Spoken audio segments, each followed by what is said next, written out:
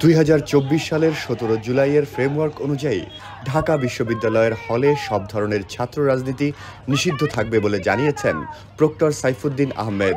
শিক্ষার্থীদের আন্দোলনের মুখে শুক্রবার দিবাগত রাত ৩টার দিকে উপাচার্যের বাসভবনের সামনে একথা বলেন তিনি।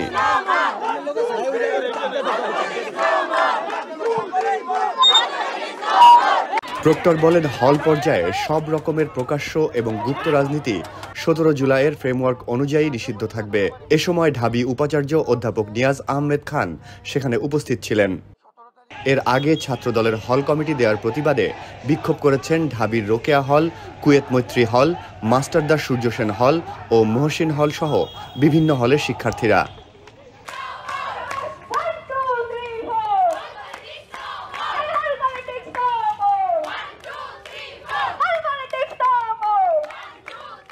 শুক্রবার দিবাগত রাত 1:30টার দিকে কয়েকশো শিক্ষার্থী উপাচার্যের বাসভবনের সামনে অবস্থান নিয়ে বিক্ষোভ করেন। রোকেয়া হলে ছাত্রদলের কমিটি দেওয়ার প্রতিবাদে বিকেলে হলের শিক্ষার্থীদের একটি অংশ প্রতিবাদ মিছিল বের করেন।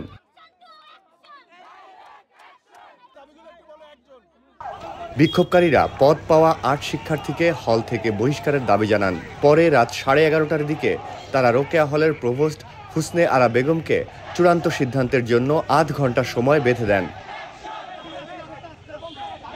আলটিমেটামের সময় শেষে প্রভোস্ট হুসনে আরা বেগম বলেন, আমি সিদ্ধান্ত একা নিতে পারি না। প্রক্টররা মিটিং করছেন, যে সিদ্ধান্ত আসবে সেটাই হবে।